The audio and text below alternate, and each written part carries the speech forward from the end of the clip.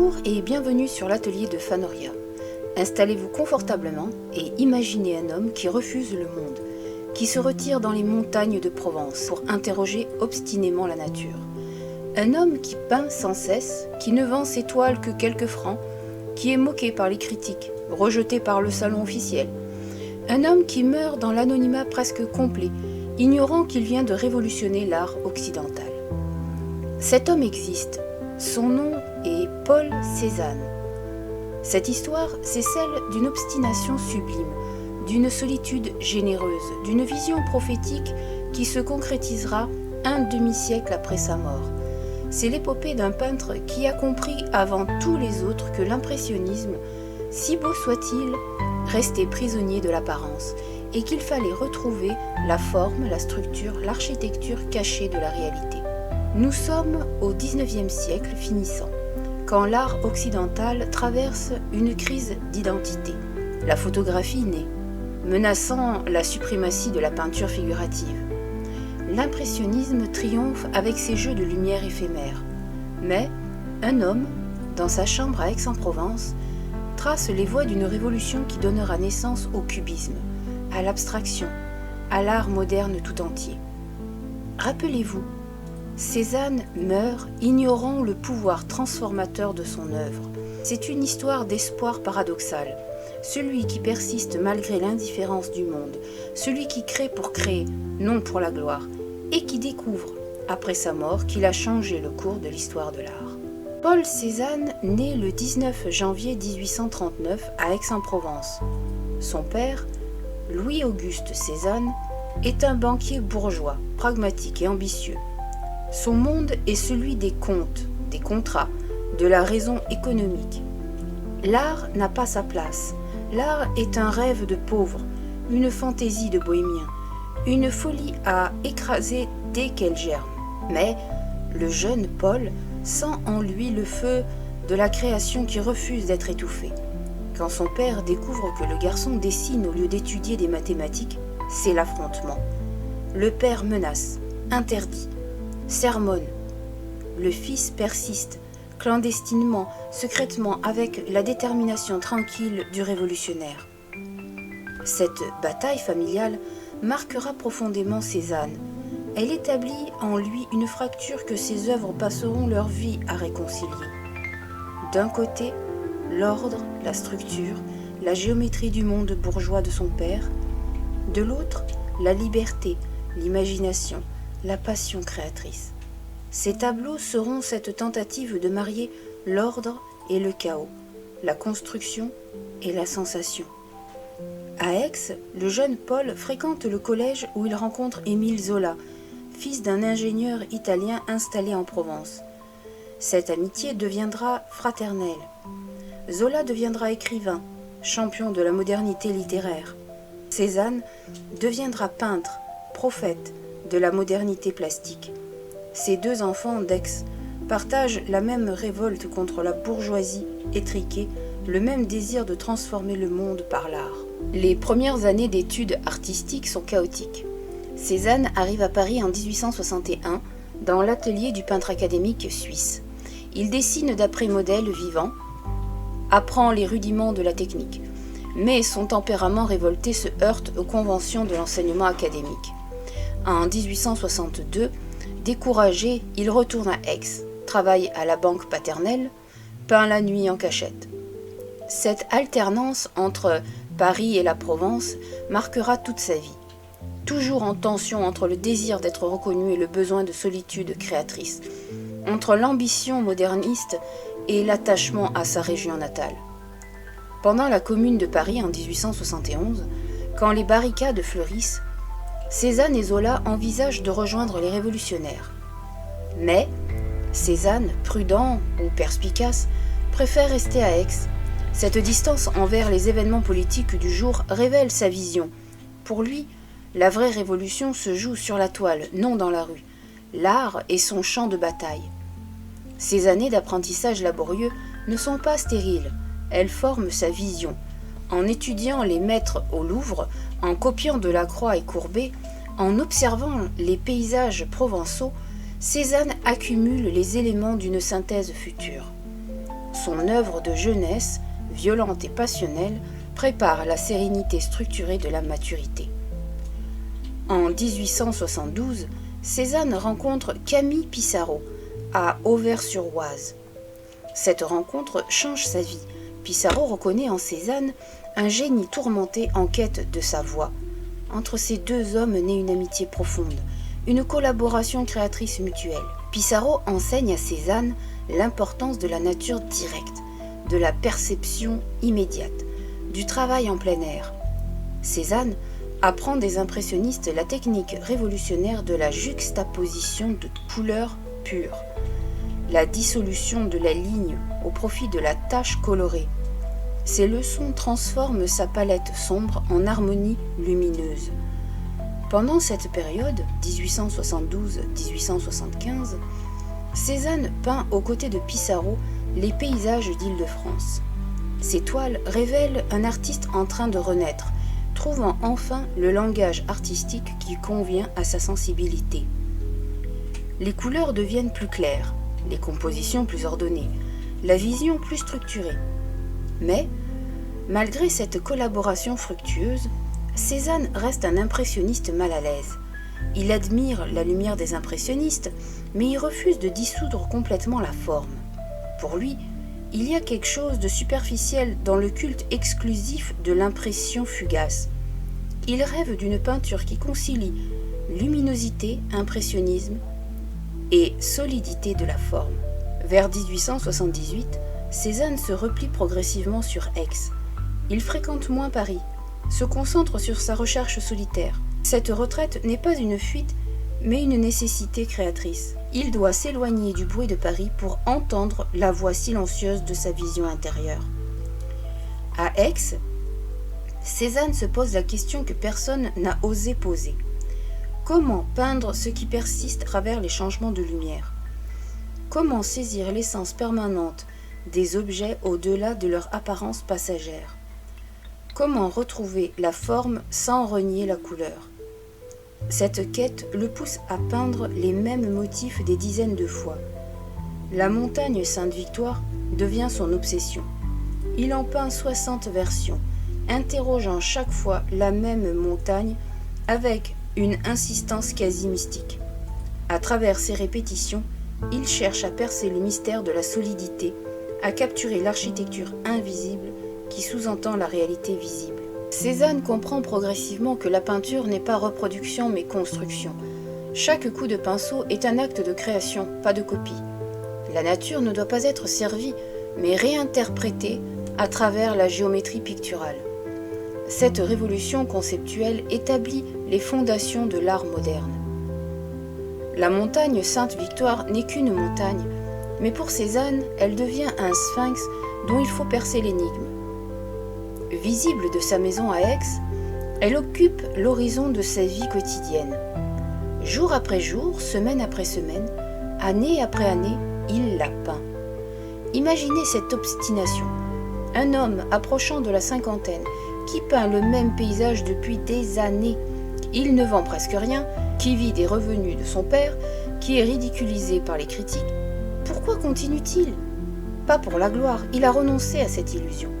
Pas pour l'argent, ses toiles ne rapportent rien. Il continue parce que la montagne l'appelle, parce qu'il pressent qu'il y a quelque chose à découvrir, une vérité cachée qu'il doit révéler. À travers ces 60 versions, on observe l'évolution de sa vision. Les premières sont réalistes, impressionnistes même. Les dernières deviennent presque abstraites, déconstruites, géométriques. Les plans d'arbres et de maisons se simplifient en formes géométriques. Les contours se fragmentent. La perspective linéaire cède à la perspective multiple. Cézanne invente un nouveau langage pour dire ce qu'aucune technique traditionnelle ne peut exprimer. Ces toiles de la montagne Sainte-Victoire annoncent le cubisme d'une bonne quinzaine d'années avant que Braque et Picasso ne le formalisent. Cézanne montre qu'un objet peut être regardé de plusieurs côtés simultanément, que la réalité est plus complexe qu'une simple perspective linéaire. Cette vision révolutionne notre compréhension de ce que peut être la peinture. Cézanne formule une phrase qui résume toute sa philosophie artistique. Traiter la nature par la sphère, le cylindre et le cône, en les remettant en perspective. Cette phrase devient son manifeste secret, son programme d'une vie entière. Ce n'est pas un retour à la géométrie académique, c'est la découverte que sous la surface chaotique de la nature, une armature géométrique persiste. Les arbres ne sont pas des arabesques, mais des cylindres. Le terrain n'est pas une surface inerte, mais une succession de plans. La montagne elle-même est une pyramide monumentale. Cette vision transforme sa nature morte. Une simple assiette de fruits devient un exercice de géométrie subtile.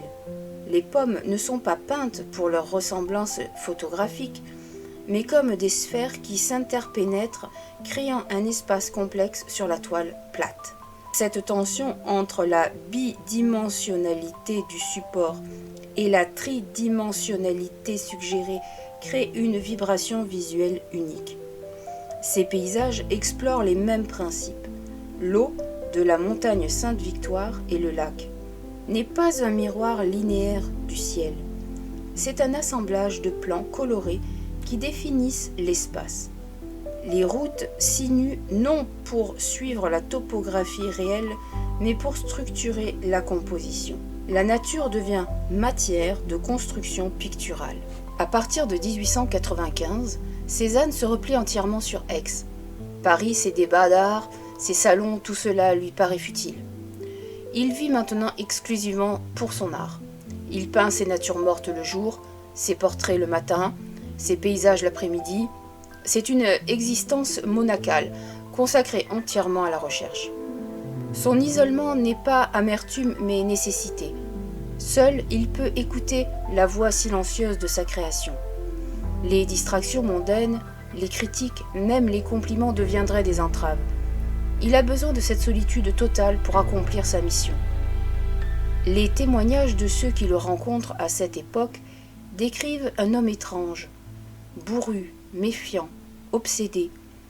Il rencontre Monet et Renoir, reconnaît leur talent, mais reste distant. Il accepte difficilement les visites. Il continue son œuvre comme un alchimiste, poursuivant la transmutation du plomb en or, indifférent au monde extérieur. Pourtant, une reconnaissance timide commence. En 1895, le marchand Ambroise Vollard organise sa première exposition personnelle. C'est une révélation pour les artistes jeunes. Matisse, Picasso, tous les futurs révolutionnaires de l'art découvrent que Cézanne a déjà accompli la révolution qu'il cherchait à réaliser. L'ironie tragique de la vie de Cézanne, c'est qu'il meurt en 1906, sans savoir qu'il a changé le cours de l'histoire de l'art. À l'époque de sa mort, le cubisme naît à peine. Braque et Picasso s'inspirent de ces principes pour créer le nouveau mouvement. Mais Cézanne n'en connaît que les débuts timides. Son dernier tableau, Les joueurs de cartes, reste inachevé au moment de sa mort. C'est une composition d'une complexité extraordinaire. Plusieurs perspectives, des plans qui s'entrelacent, une tension permanente entre la surface et la profondeur. Cette toile incomplète symbolise parfaitement son projet. Il reste toujours quelque chose à faire. La perfection est inatteignable, seul compte le mouvement de la recherche. Cézanne meurt le 22 octobre 1906, après s'être surpris sous une pluie froide. Ses dernières paroles concernent son art. Les cartes sont toujours intéressantes. Cette vie entièrement consacrée à la peinture s'achève en contemplant l'organisation géométrique d'un jeu de cartes. C'est presque trop beau pour être vrai.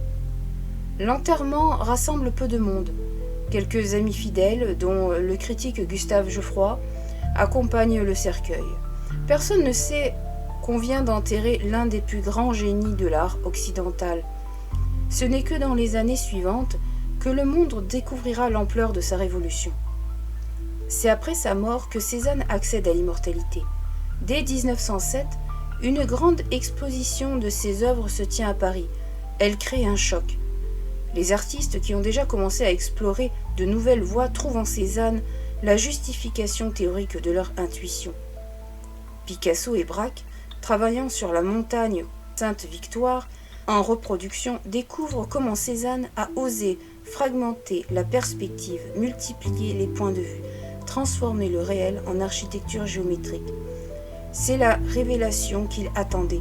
Cézanne leur montre que la peinture ne doit plus imiter la réalité, mais la réinterpréter, la reconstruire selon des logiques nouvelles. Le cubisme analytique que Braque et Picasso développent entre 1907 et 1912 est directement issu de ces principes cézanniens. Mais les cubistes ne copient pas Cézanne, ils le prolongent, le poussent vers l'abstraction complète qu'il n'a jamais osé franchir entièrement. En quelques années, Cézanne passe de peintre ignoré à père du cubisme, fondateur de l'art moderne. Cette réhabilitation posthume est totale et définitive. Ces toiles, longtemps invendables, atteignent des prix stratosphériques. Les musées du monde se disputent ses œuvres. Mais l'influence de Cézanne dépasse largement le cubisme.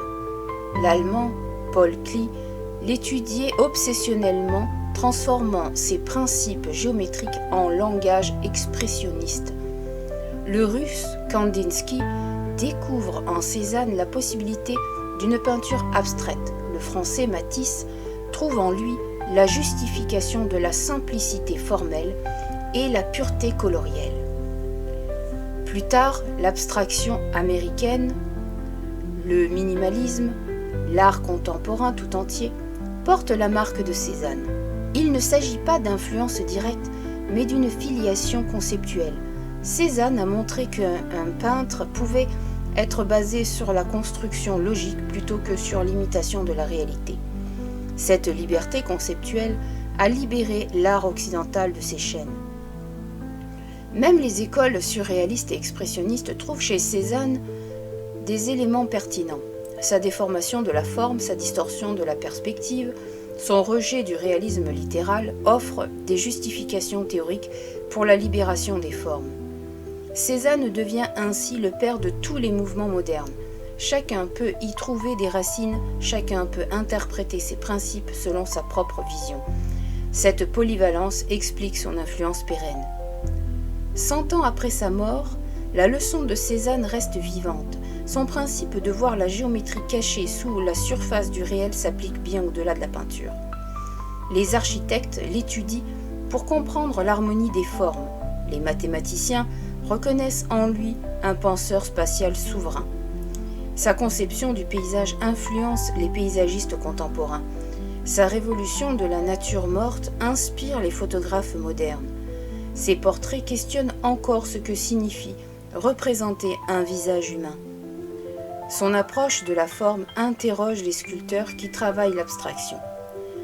Dans notre époque d'images digitales et d'imagerie synthétique, Cézanne nous rappelle une vérité fondamentale. La peinture n'est pas photographie, elle est construction. L'art n'imite pas la réalité, il la réinvente. Cette leçon conserve toute sa pertinence face aux défis esthétiques contemporains.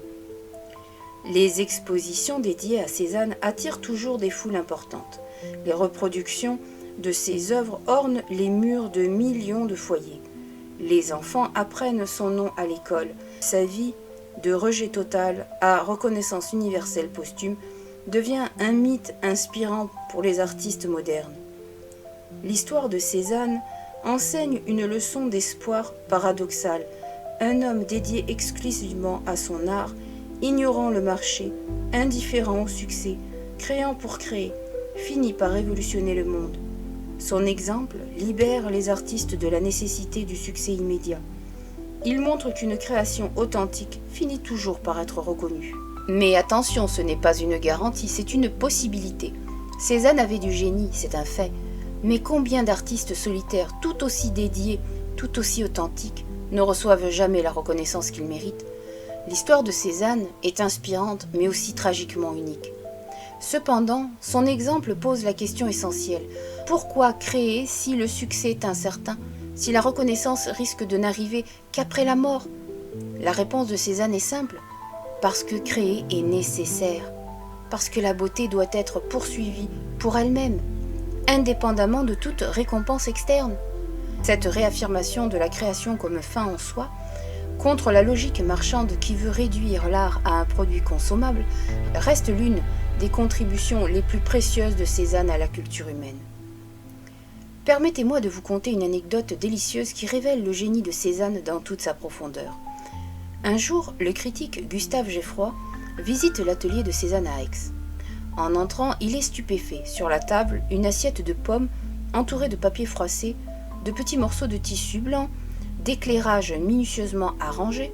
Geoffroy demande naïvement « Cézanne, ces pommes, depuis combien de temps sont-elles ici ?»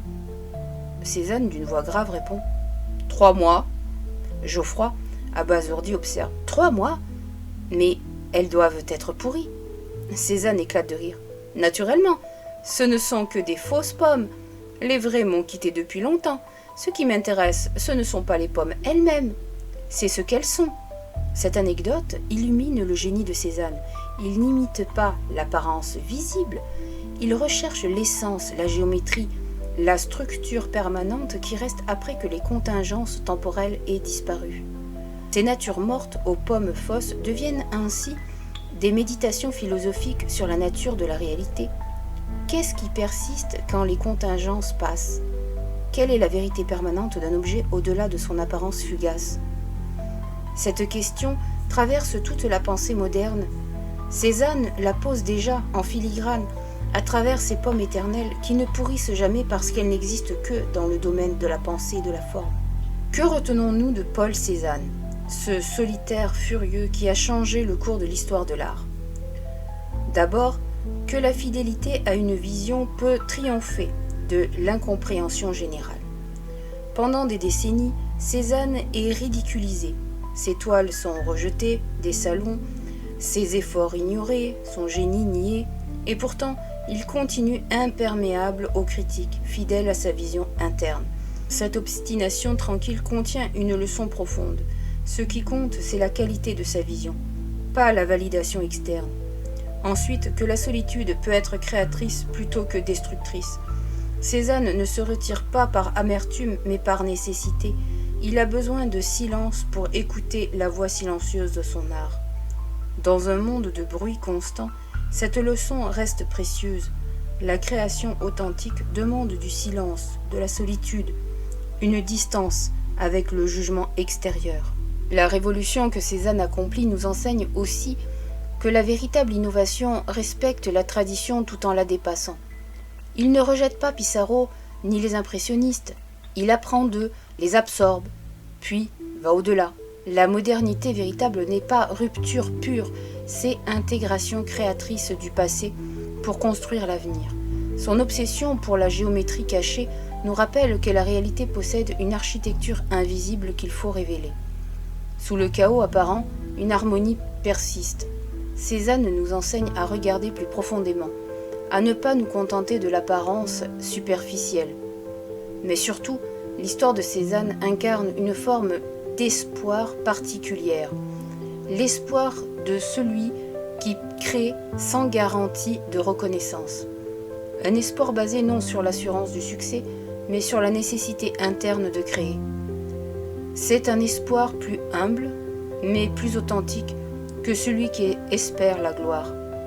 Cézanne meurt ignorant le pouvoir transformateur de son art. Mais cette ignorance même lui permet de créer librement, sans calcul, sans compromis. Sa mort dans l'anonymat est tragique, certes, mais elle rend d'autant plus miraculeuse sa résurrection posthume. 118 ans après sa mort, le monde entier reconnaît Cézanne comme l'un des plus grands génies picturaux.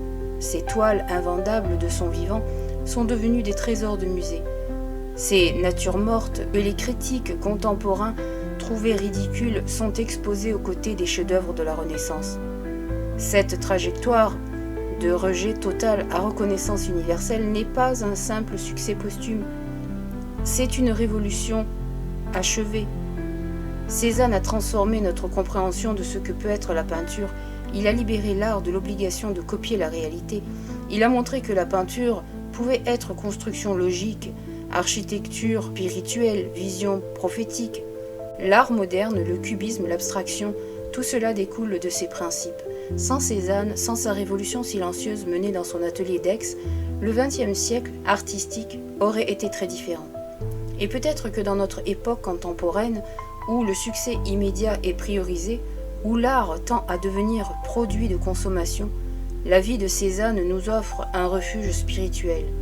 Elle nous rappelle qu'il existe une beauté intemporelle, une vérité artistique qui transcende les modes et les marchés, une création authentique qui finit toujours par émerger de l'obscurité. Pour terminer cette célébration du génie solitaire de Cézanne, permettez-moi de vous poser 2 questions qui prolongeront votre méditation. Premièrement, Cézanne a passé sa vie entière à peindre pour peindre, sans reconnaissance, sans argent, sans certitude que son œuvre aurait une valeur quelconque. Dans notre époque d'immédiateté et de gratification instantanée, comment maintenons-nous la fidélité à une vision créatrice quand le monde nous ignore? Comment créons-nous sans être paralysés par l'absence de reconnaissance?